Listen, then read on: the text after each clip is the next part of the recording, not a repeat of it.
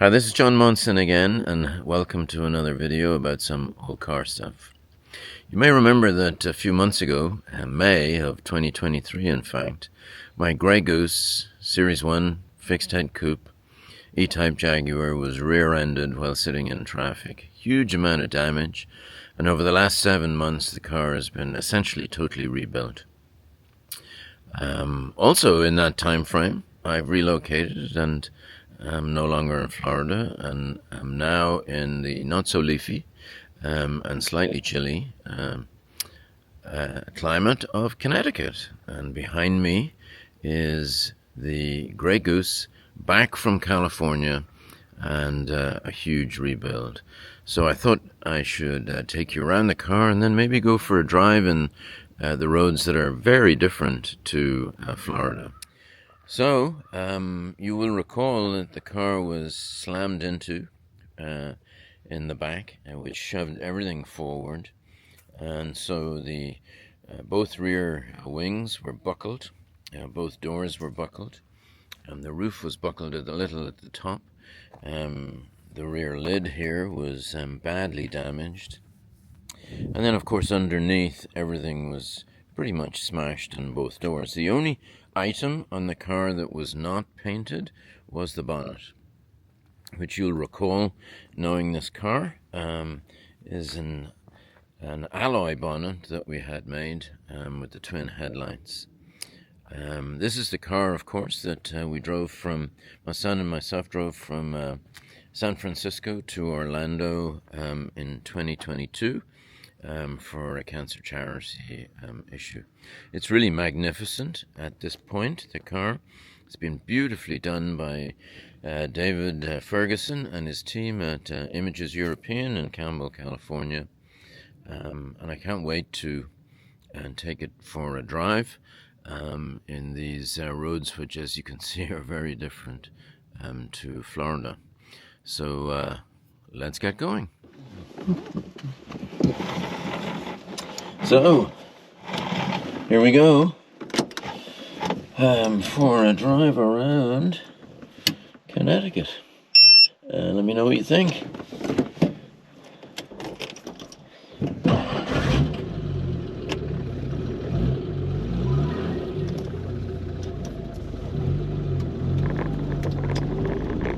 After the rear ending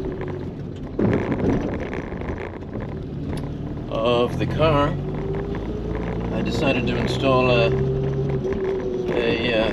dash cam. You might say a day late and a dollar short, and you would not be wrong, but I would say better late than never. So it's I've had it hardwired in. As a little bit of insurance for hopefully what happened before won't happen again. This car, as anyone who watches the videos knows, is a slightly modified car with some changes to the suspension, coilovers at the front, keeping the torsion bar suspension, but strengthening the picture frame, which makes the whole car a little more nimble, and it handles beautifully actually. In Florida, of course, there's not many opportunities to demonstrate the handling of the car because it tends to be flat roads and not much in the way of elevation change or swooping curves, but there's a little loop here you will see close to my house, which certainly has a little bit of elevation change around it, as you can see. This car runs a little hotter than the 4.2 convertible I have, which runs around on the temperature gauge runs around 70 degrees. This car runs around 80 degrees, but it drove across the desert in 2022 and never boiled once. It has an alloy radiator, and it has an auxiliary fan, which is kind of useful in the hottest temperatures. Now the eagle-eyed, I'm not sure if you can see it on the camera, I noticed that the ignition light is on, and this has been on since the car returned from California. It's a little bit of a head scratcher at the moment. The battery, I think, was dead, but that's not surprising really, for a car that had not really been driven for the best part of 8 months. But I replaced the battery anyway. But increasingly my suspicion is that it's related to the switch here.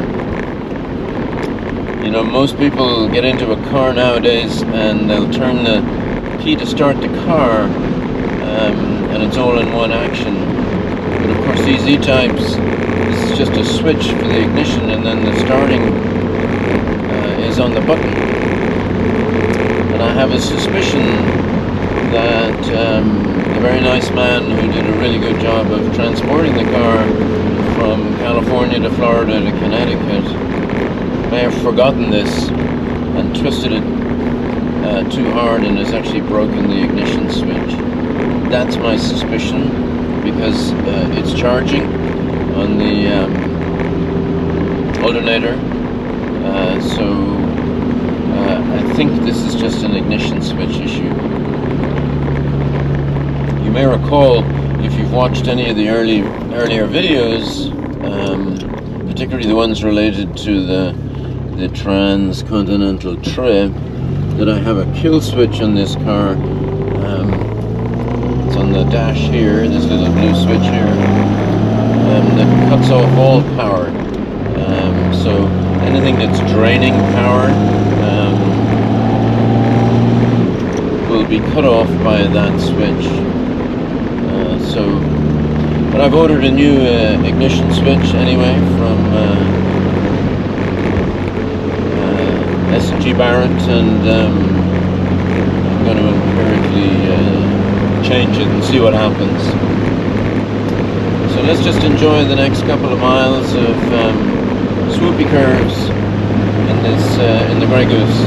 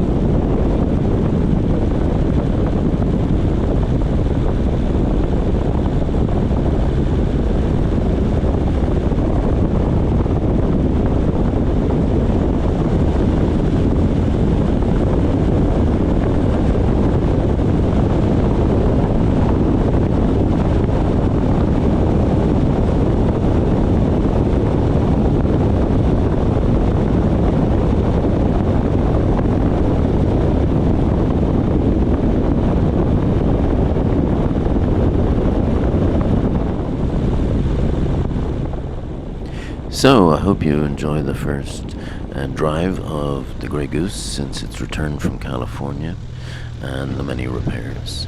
Hopefully we'll post some new videos coming shortly, but in the meantime don't forget to like and subscribe, and please send me any comments you may have.